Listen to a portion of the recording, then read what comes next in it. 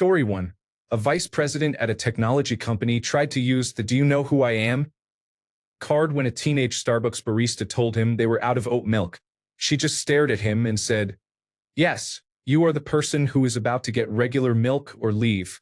Story 2. I was pulled into a room by a manager who had just been assigned to me. I have been working here for 10 years and know the rules. She has been here for 1 year. She signs my timesheets and pulled me into a room to tell me she is not comfortable with me starting work at 6:30 a.m. and leaving by 2:30 p.m. to pick up my small children from school. She argues that it creates bad optics and admits it is unfair to working mothers, but she prefers that I work more regular hours. She noted that 95% of my job involves writing reports and assessing planning applications. She suggested I get a babysitter for after-school pickups. I told her that company policy states my work hours can be between 6 a.m. and 6 p.m. under flexible workplace legislation, and that her preference does not override company policy. I have worked this way for the last 5 years.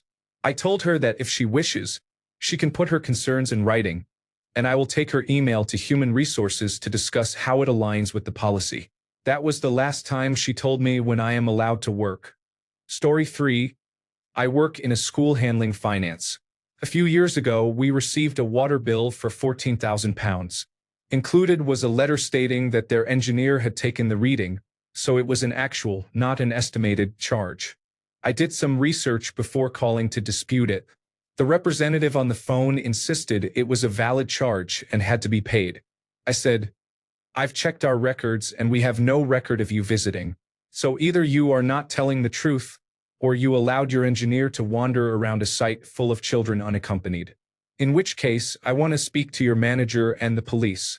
We did not pay £14,000. Story 4.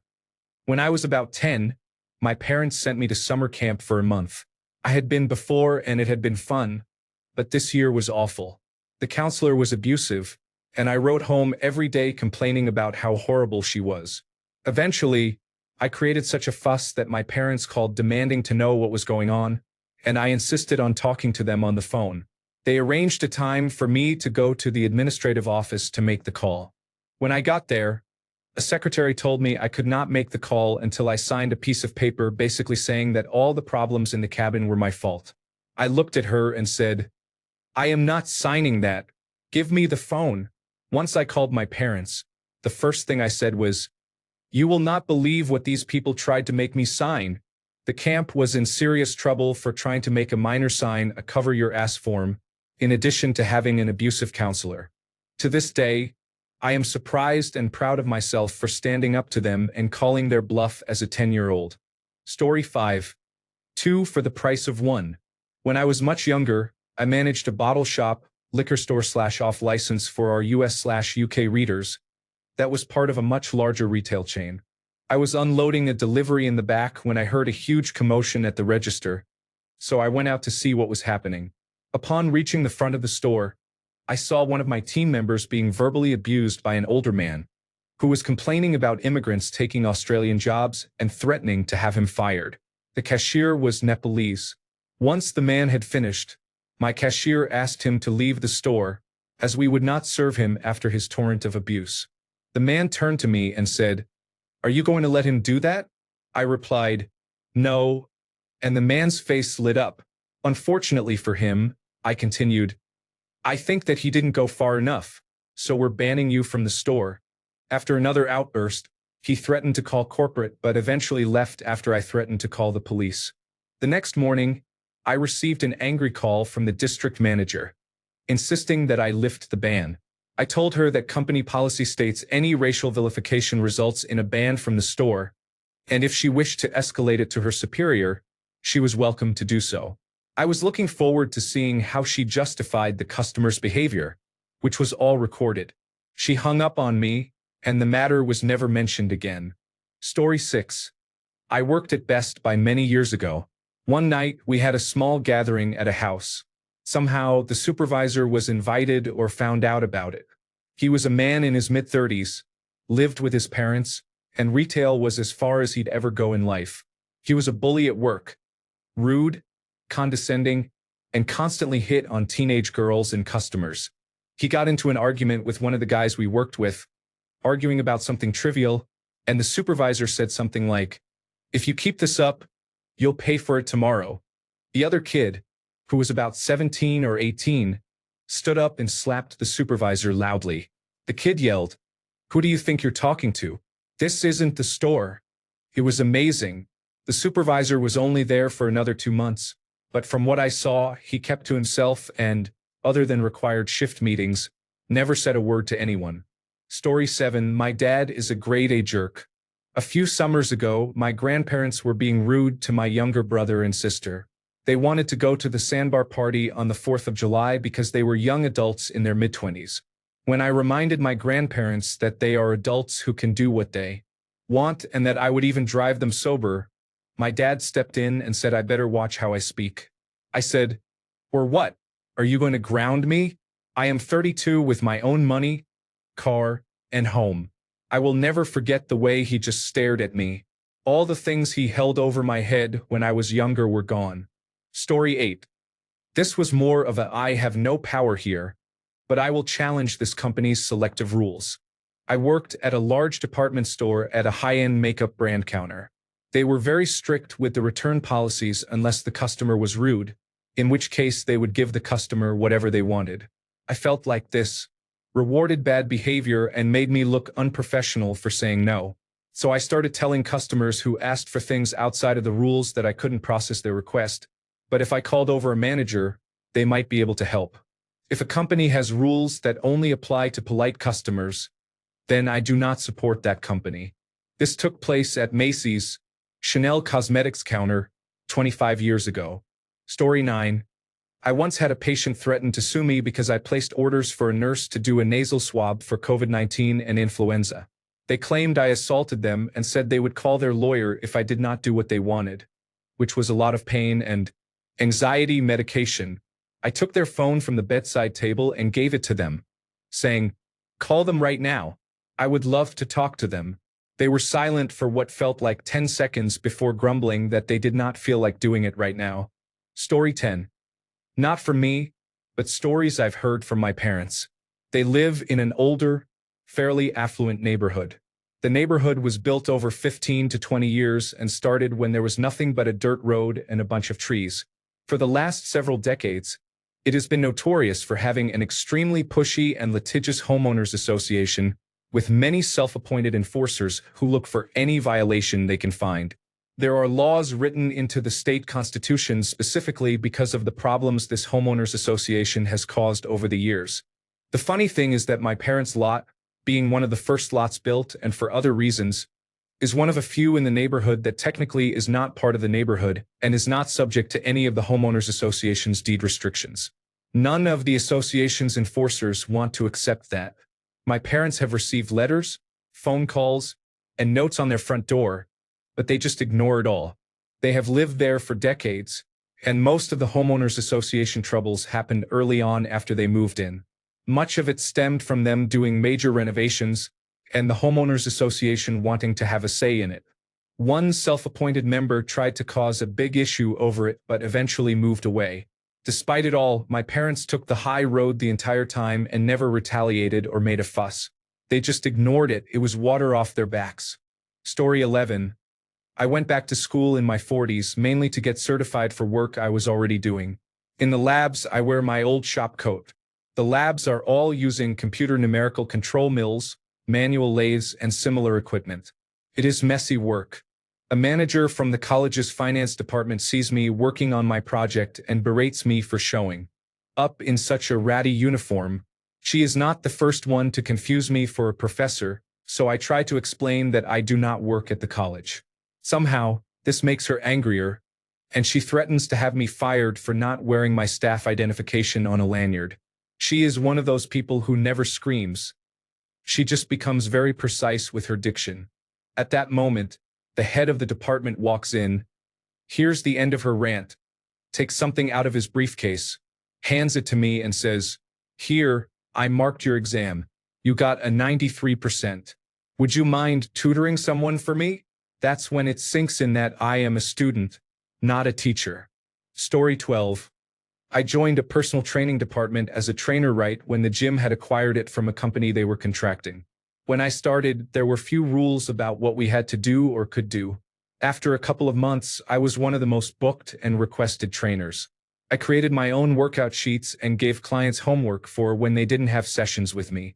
Overall, I had a well-developed system that people loved. Then they started making up random rules like needing to tuck our shirts in. Every single client said, "That just looks silly.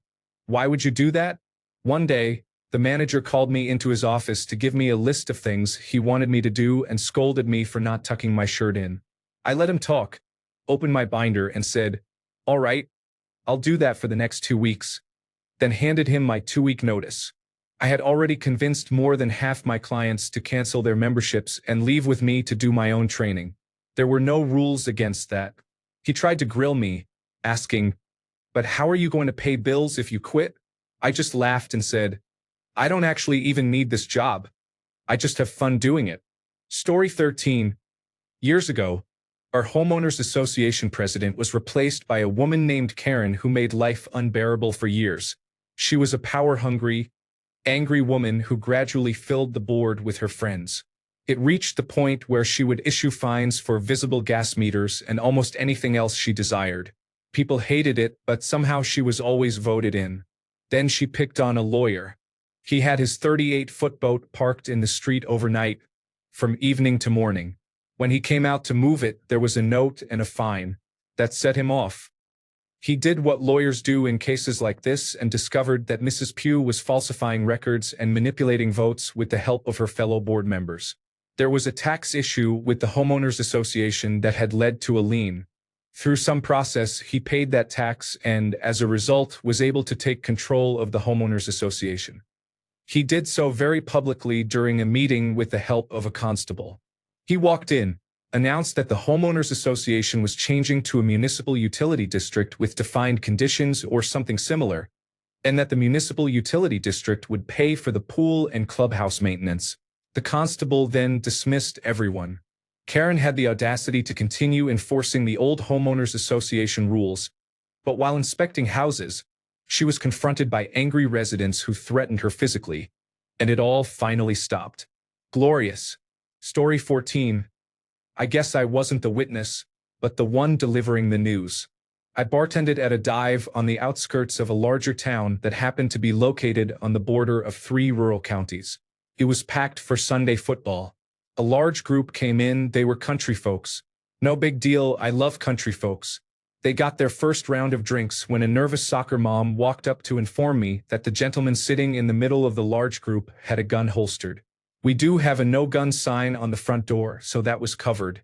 When I walked over to assess the situation, I saw that he not only had a gun on his hip but also a beer in his hand. I informed him that the gun had to go. I wasn't even kicking him out at this point, just the firearm. That's when he informed me that he was a police officer from the next small town over.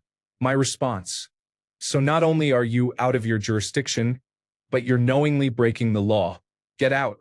I can't stand the rules for thee, but not for me attitude." Story 15. I do construction for a state agency. Our projects are not under the jurisdiction of the municipality we are in. Rather, our agency is the authority having jurisdiction. That means we have our own building code program and issue building permits. Certain towns and cities I work in have reputations for having difficult code enforcement officials. Occasionally, they come to my jobs trying to exert their authority, and the feeling I get when I shut that down and send them away is quite satisfying. Story 16. After a serious injury, I was in a nursing home for rehabilitation. I did physical therapy and occupational therapy 5 days a week. If I needed speech therapy, I could do that too. One day, they decided that if you have Medicaid as your insurance, your therapies would be reduced to 3 times a week combined for physical therapy, occupational therapy, and speech therapy. The other private insurances, such as Blue Cross Blue Shield and Medica, would have no change. For example, if someone had 5 sessions a week for each therapy, totaling 15 sessions, the change would reduce it to 3 sessions a week combined. If they wanted to make this change, they would have to apply it to all insurances, not just Medicaid, because it is discriminatory. My physical therapist told me about this immediately because she knew I would not accept it. I went to the director and told her what she was doing was illegal. She admitted that the company overseeing the nursing home did it for financial reasons. I informed her that I would call the ombudsman for nursing homes and Medicaid to report them. She did not even know what an ombudsman was, which she should, given her position as an administrator at a nursing home. An ombudsman is someone who advocates for residents in nursing homes or hospitals. I followed through with that, and by the end of the day, they reversed the decision, allowing everyone to have the therapies they need and deserve. If I heard this and did not have Medicaid, I would still call and advocate for others because this situation is sickening. Story 17. My fourth day ever working as a lifeguard at 16. An infant fell out of a chair that was way too big for them and cracked her head open. I reacted to the mother screaming since they were sitting behind me and I couldn't see them, got everyone out of the pool, and had my manager call emergency services. The ambulance arrived within 10 minutes, and the infant survived. The mother then threatened to sue me for neglecting my job responsibilities, saying I should have warned her about putting her child in a large lounge chair. I responded, "So you want to sue me because a 16-year-old should be telling a 30-year-old mother how to take care of her child?" She promptly stopped talking. Story 18. Delivering furniture when the customer is unhappy about us not being willing or able to go over their third-floor balcony. He name drops the vice president of sales to my driver, saying that he knows him very well and talks to him all the time. My driver just folded up the paperwork and said, "Oh yeah? Me too. We just got back in the truck and drove away." Story 19. The homeowners association representative approached and issued me a violation for leaving my bins out. I smiled and said, "Cool, but I don't live in your homeowners association." He hesitated, checked the map on his phone, and walked away in silence. Sweetest curbside victory ever. Story 20. My wife and I bought the house I grew up in from my parents. Part of the deal included providing a suite for them to live with us. My dad never got over the fact that this was no longer his house, and our relationship soured. One day, he was demanding that I do something, and I had no intention of doing it. Not out of spite, but because it was not something I wanted done. I refused. He went into dad mode, raised his voice, and demanded it in a way that would have made me submit when I was younger. I calmly walked close to him and said, "Do you still think I am scared of you?" He had a moment of realization and walked away. Our relationship was never the same after that. Please understand this was not a proud moment for me. It was a realization that my childhood hero was really an abusive man with a God complex. Our relationship changed so much that I cannot tell you the date or even the year he passed away some time after this incident. It took a lot of therapy to come to terms with. Story 21. My biological father sued me to steal my inheritance from my mother. We were in front of the lawyers, and he said, "Fine, I will put you on restriction." I laughed. The lawyers laughed. I was 50 years old.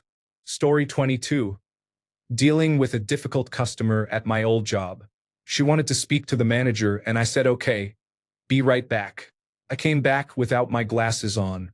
Story 23. My former police officer neighbor still seems to think he has a badge and opened my front door, walking onto my property without permission. I quickly reminded him of reality and escorted him outside. After a polite warning, it is clear he knows he has no authority here. Story 24. When I was a new medical technologist, an intern dropped off a pregnancy test in my lab before the dipsticks were available. So I set it with the rest of the pregnancy test samples, waiting for the large batch from the clinic to be efficient. Less than an hour later, the intern came back for the results. I told him it was not done and would be run with the rest of the routine tests. He became upset and yelled at me, "I marked it urgent. I want it done urgent. It's for my wife." I was about to remind him of our policy on urgent testing when the chief of pathology, who had been sitting in the corner using a special microscope as he occasionally did, unfolded all 6 feet 6 inches of his Ichabod Crane physique and said, "Dr. McShouty, an urgent pregnancy test for a mistress, perhaps. For a wife, never. We will call you when the results are available." Dr. McShouty left my lab. Story 25. My daughter came to me crying, saying her friend's dad had hit her and she was running away. I went and picked her up. She ran out to the car in her socks, crying with the beginning of a black eye. My instinct was to even things out, but she insisted she just wanted to get away and let him cool down. She was a foster child, terrified of returning to the system or being separated from her two sisters, so no police were called. I took her to my house, calmed her down, and cleaned her up. My wife, with no experience in this kind of situation, said all she could think about was how panicked she would be if one of our girls ran away. She called the mother to tell her where the child was and that she was safe. 5 minutes later, the mother was pounding on my door. I gave my wife my most aggrieved look and went to deal with her. Mother, I want my daughter right now. Me, that's not going to happen. Mother, I'll call the police. Me, excellent idea. I'll explain why she's here, and you can explain why your 200-pound husband felt the need to hit an 80-pound girl. I would have already called them, but she begged me not to. Mother, I'm going to get my husband. Me, do that. It will be a much fairer fight. Mother, maybe they need to calm down. She can stay here a few days. Me, sounds good. Have a nice night. I later found out my wife, daughter, and the friend were eavesdropping and started cheering as soon as she drove off. I thought I was totally calm, but my wife said it was the most menacing thing she had ever heard. Story 26. I worked in hotels for over a decade, nearly all of it front-facing, so I saw the worst of it when it came to making front staff into the bad guys who say no, while the managers got to come out from behind the desk and give guests everything they wanted anyway. I never managed the clinical detachment some were able to develop. I secretly hated every smug person who walked away with free stuff and then treated me poorly for the rest of their stay. When the pandemic hit, hotels were eager to get rid of every last one of us. I ended up begging for a job at a hospital through a friend. And, my darlings, I have never felt so utterly delighted as when those same people tried to have procedures done without the medically required laboratory tests beforehand. These laboratory tests were a bit inconvenient. You had to get blood drawn and wait 30 to 45 minutes for the results. But this type of procedure was uncommon, infrequent, and absolutely necessary because incorrect dosing could literally be fatal. Here were these older people who thought a young-looking woman could be yelled at until she folded. They sneered at my commonplace job, at the nurses, at probably everyone they had ever met. They huffed and puffed. They whined and growled. They snarled and shouted insults. They swore to get me fired for incompetence, rudeness, or lack of respect. But you know what happened? Either they got the test done or they left. No one was allowed to skip it. I reveled in the power of being able to tell someone no, and know that no one would or could take it back or change it. The supervisors backed me. The nurses backed me. The director backed me all the way up because skipping those tests would cost the nurse their license, probably shut down the department, and potentially threaten the entire hospital. Best damn no I ever got to say. Story 27. My mother is difficult. Dad got custody after the divorce at my insistence, but Dad and his mother did not want to alienate me from my own mother, so they encouraged me to maintain a relationship with her. After I was out in the working world living in my own apartment, my mother made a habit of scheduling her vacations and then telling me when she would be flying in and staying at my place. This was one of the lesser levels of her difficult behavior. She also made a habit of dominating social situations. Once, when she announced a visit, I already had a prior commitment. I mentioned it in advance and invited her along to be courteous, with a caution about what the evening would be and a suggestion she might not enjoy it. She insisted on coming anyway. Mother took French in school. She does not remember much of it. My second language is German. I started learning it after Dad got custody.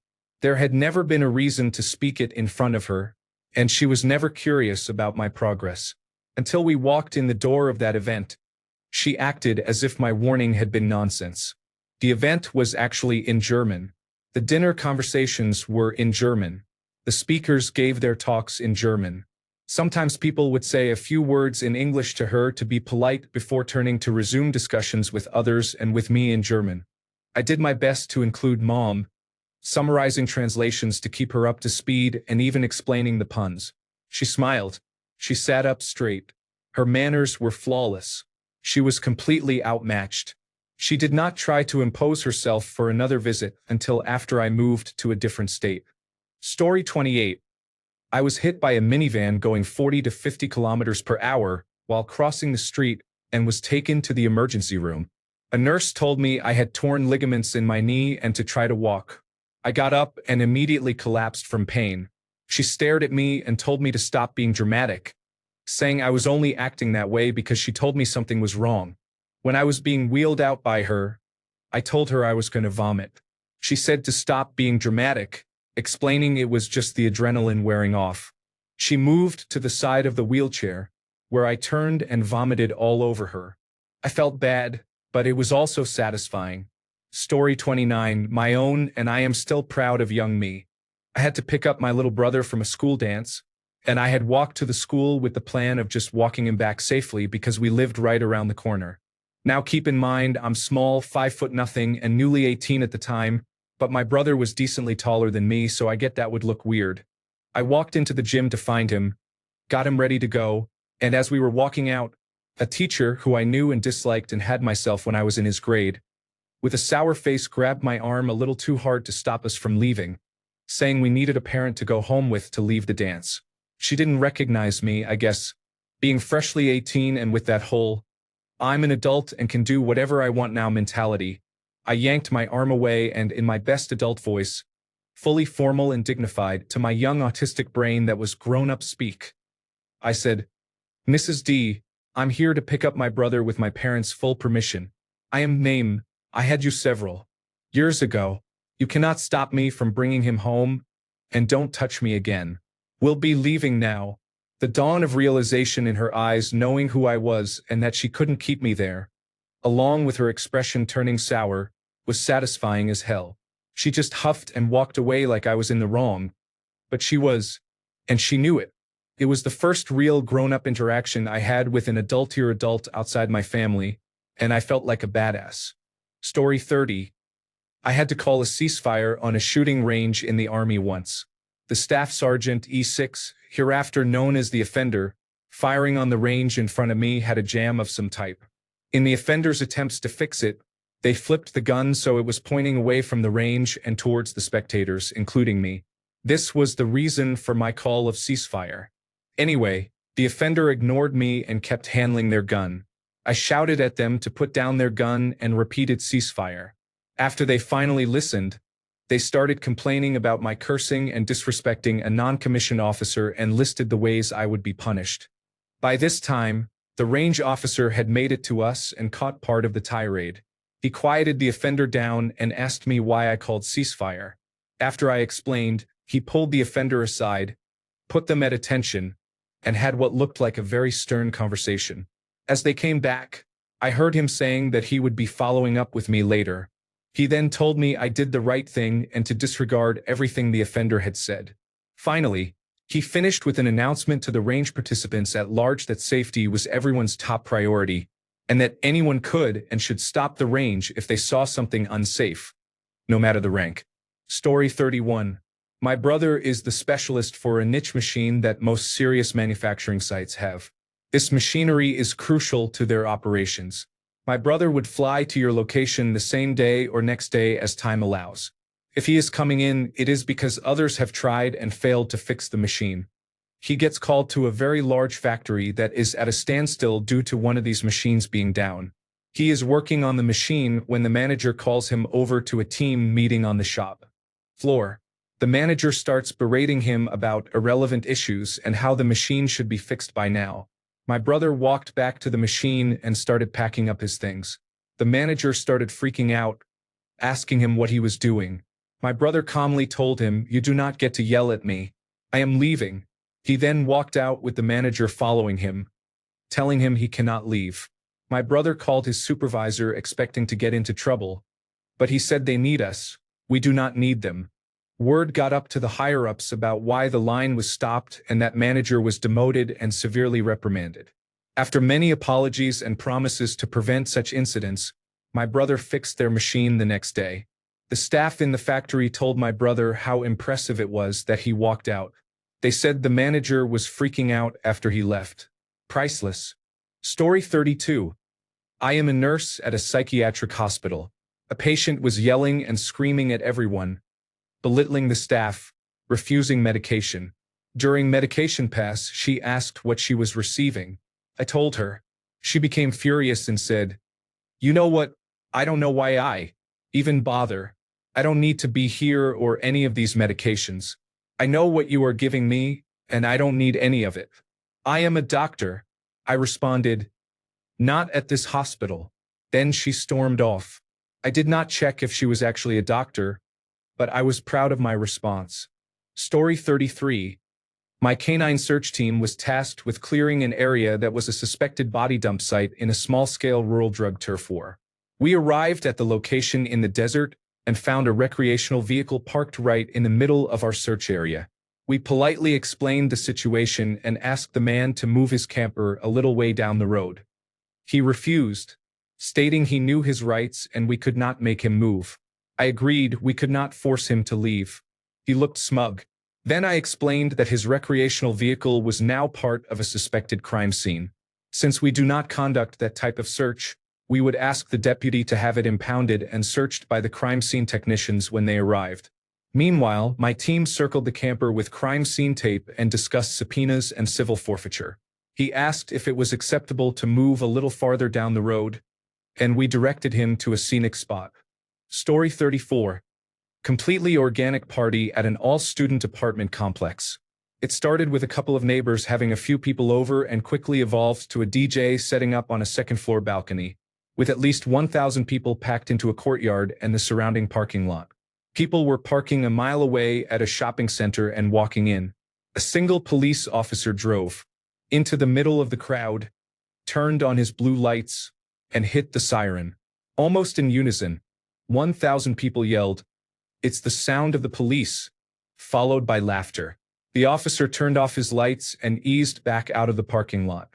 More police arrived, set up a roadblock at the exit of the complex, and checked to ensure no one intoxicated was attempting to drive home. Story 35. I used to work as an exotic dancer, and it was always funny to me how often men assumed they could come into our workplace, speak down to us, and get away with it.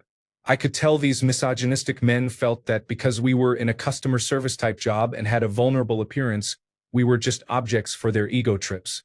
What they didn't realize was that we had all the power at the club. I could immediately talk back, completely roast them, and then walk over to a bouncer, say, "That man is harassing me," and have him escorted out. The look on their faces when they realized they had no power and immediately messed up was the most satisfying thing ever. Story 36. I was 18, maybe 19, living in a trailer I bought from my mother's parents. I was delivering pizza for Domino's. The assistant manager and I had the weekend off, so after our lunch shift, we went to the river with her brother and her roommate, then partied at their place where I crashed. Saturday was a repeat of Friday, and Sunday was the same. I came dragging home around 9 o'clock Monday morning to get ready for my 10 o'clock class when my dad came knocking. He went on about how I couldn't spend all weekend partying like that and needed to be more responsible. I handed him my electric bill, which was in the sorter by the door, where I put bills, and told him, "I need you to go pay this for me," handing it to him. He looked at it and said, "I'm not paying your bill." I replied, "No, you're not. And that means you don't tell me what to do. Your advice is welcome, but not your orders." This was over 30 years ago. Story 37. People do not seem to realize how much power flight attendants have. Name-calling is a level 1 threat. We will turn around, divert, and deplane you. Security will be waiting for you. Please do not make us do that. We just want to reach our layovers to rest. When we give you any instruction, it is not because we are trying to be difficult. It is because we have to follow regulations per the Federal Aviation Administration. Story 38. As a child, I had a sleepover at a friend's house. We ate a bag of chips that we were not supposed to eat. His father said he would ground me. I forgot exactly what I said, but it was along the lines of, "No, you will not." And he just walked away. I had already said I was sorry and could not really do much else. Story 39. I worked at a Dairy Queen. The owner was kind of cheap, so there were only 3 of us working the store that summer. Myself, him, and a woman he was training to run another Dairy Queen he was building a couple of states away. She used to work for him but was moving to be near her family. The woman would work 3 weeks straight, then take a week off to be with her family. He also owned other Dairy Queens in the area and occasionally had to deal with them, so I was often left to run the store by myself, with the phone number to his wife who lived 2 minutes away in case I got overwhelmed and needed help. Because I was entrusted with his store often enough, I was allowed to take on his attitude toward problem customers. Get out. I was expected to give amazing customer service but not tolerate abuse from customers. I was 18 at the time, so while I had a lot of responsibilities, most customers assumed I was just a ground-level employee. One day, when the boss was out but expected back soon, I had a small line of people, nothing out of the ordinary. A man approached and ordered a dip cone. No problem. It took less than a minute and was about $2.50. He was somewhat irregular and one of those guys who thinks he's God's gift to women. He gave me a $20 bill, I gave him his change, and I started to turn to the person behind him. "You did so good. I'm going to give you a tip this time, sweetheart," he said, then took $10 from his change and tucked it down my shirt. I was stunned for a second, then retrieved the bill, threw it back at him and said, "Get your Don Johnson wannabe ass out of here, and don't come back." He immediately got mad, calling me little girl, and threatening my job. I hadn't realized my boss had come in the side door, but this man saw him and smugly said, "There's the man in charge," before telling the boss what happened, then looked at me smugly as if expecting consequences. The boss looked at us and said, "You're right. She did do something wrong." He picked up the $10 bill, handed it back to me and said, "You deserve that for putting up with this guy. Now get out, and don't bother going to the next nearest Dairy Queen. I own that one, too." Story 40. As a non-male person working as the manager in a comic and game store, I had a misogynistic customer who completely disregarded my knowledge because of my perceived gender. I want the lead-up arc to the death of a... Which issue do I start with? Oh, easy, issue X. I believe we have all of the back issues in that arc. If you want, I can. No, you're wrong. That's not it. He proceeded to try to correct me, being very rude and clearly condescending. After I calmly reiterated the actual issues to no avail, my male boss noticed from afar, came over and asked, "Everything all right?" The customer explained what he was looking for. My boss said, "Okay, got it. Let me get our comic manager," and left out the back of the store. He returned a few seconds later, strolled up to the counter beside me, and gestured to me with, "Here they are. Ask away." I gave the same answer I had been giving. The customer, absolutely shocked and sheepishly silent, bought the issues he was looking for and quietly left the store. I definitely learned a lesson that day. That attitude had no power here. Story 41. Ironically, it came from someone with a lot of power. I had to go to court over a workplace injury settlement. The place I worked for did not provide any kind of safety equipment for moving extremely heavy boxes full of products, and I ended up injuring myself trying to move this heavy product to a shelf. The judge who took on the case was known for her dislike of large corporations and their treatment of employees, which was great for me. The original payout was not even going to cover further medical costs, and they did not give me time to get a lawyer. The hearing was in the same week I had agreed to settle before a judge. The judge had no idea that I had not been given proper notice until the day of the hearing and knew there was no lawyer in the state who would take my case without time to review, which was the problem I faced. The company's attorney tried to bully his way through the hearing, justifying the inadequate payout with false excuses, and then attempted to blame me for intentionally trying to harm myself to get a payout. The judge, after many interruptions while trying to ask me questions, just tilted her head towards the other lawyer with a sweet smile and called him out in the most direct way without ever changing her gentle tone. She told him that his excuses were just excuses and that she found it hard to believe that I would willingly settle for an amount that would not even pay for my next round of pain relief treatments, knowing I was stuck with this injury for life. It was a herniated disc in my neck, torn trapezius muscle, and ripped tendon around my shoulder. She then explained that forcing a representative for the company into the room with me and the doctor not only compromised the care I should have been receiving, but likely corrupted the diagnostics as I was only going to doctors approved and paid for by the company. It was also highly illegal. Then she said, I suggest you stop talking before I come up with a number that will force your company to rethink how they treat their employees on a national scale. The lawyer went from overly confident and pushy to fumbling over his words in about half a second. She then looked at me, told me to get a lawyer, and said they would reschedule the hearing for a more appropriate date that would actually allow me to get representation and fair compensation. We had the same judge for the next hearing, and while the settlement was not something that would hurt the company on a national scale, it was definitely a number that made them finally put some proper moving equipment into their stores. Story 42. Once, I watched a customer try to bully a barista by threatening to speak to the manager. The barista just smiled and said, I am the manager. The man left with his coffee and zero dignity. Story 43. I am an academic. I had been working with a local company to give them some advice on data analysis they were doing. I was doing this pro bono because my university has a policy of supporting local organizations when we can, and also because my contact there was someone I knew from my hometown. It was only about 15 to 30 minutes of my time a week. The company was taken over by a bully and an incompetent person, and my friend ended up leaving because of the toxic culture. A month or so later, I received an email from the new boss. He told me that I would be expected to conduct the full analysis instead of their former employee, which was more than 20 hours a week of work, and that he expected this to be done immediately, or he would be firing me from the company. I replied, pointing out some key points to him. I did not work for the company.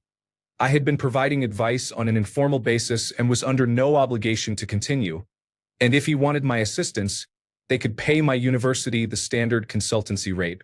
He initially railed against this and threatened legal action, at which point I introduced him to our law department because not only do we have our own lawyers, we are also the place that trains lawyers. He went silent after that. Story 44. The summer I was 15 and visiting my dad and his third wife. He lived in Hawaii and my mom was in California, so I only went during the summer. He slapped me in the face during an argument, then dragged me out to his van, locked the door, and set the alarm so he would know if I got out. The next summer, when I was supposed to go see him, I refused. He called my mom, who he used to abuse while cheating on her with younger women, and told her to get me under control. She replied without missing a beat, I don't control women. Ken, that's you, remember? I haven't seen him since. I love my mom for that. I still brag about it 20 years later. Story 45. Our job is computer certification for the government. A producer tries to push his half-baked, sloppy system that does not even meet the minimum legal requirements. On his third attempt, we receive a letter from a high-level politician, leader of half the country, saying that the colleague who rejected the producer 3 times was incompetent and should be fired. My boss had one response wrapped in bureaucratic language. We are federal. It means, get out. The coworker has been promoted. My boss, who created the certification process, took the producer aside and told him step by step what he must remove and what he must create until the system was just good enough to be certified. He never sold one of his flawed systems. Story 46. One time when I came home from the service, some extended family started complaining about women in the military. Note that my parents, uncles, and aunts never served, but their parents did. When I overheard them and the complaining reached a peak, I used my instructor voice and said something like, how do you know anything about military service when you never put your name on the dotted line? I don't want to hear anything until I see your service records. That quieted them for a couple of months. Story 47. My job had one supervisor that everyone hated because she was mean and spiteful. Management never said anything because she was the only one who knew how to do her job. One day, she wanted time off, so management had her train me to do her job. She gave the "you'll never do this job better than me" speech almost daily. When she went on vacation, I did her job just fine with no issues. In fact, all the people who worked under her preferred working under me. A couple of weeks later, we were in a supervisor meeting. The bad supervisor tried to blame me for a simple mistake I made during training. Management immediately called her out, saying she should take responsibility for not catching it while training me. The meeting ended, and she left in a huff, mumbling about how we couldn't operate without her. She quit the next day, and I took over all her duties. I trained a new supervisor to do the job and made a simple reference sheet for questions if I wasn't there. As soon as she lost leverage to be a bad person, she left. Even upper management was happy to see her go. Story 48.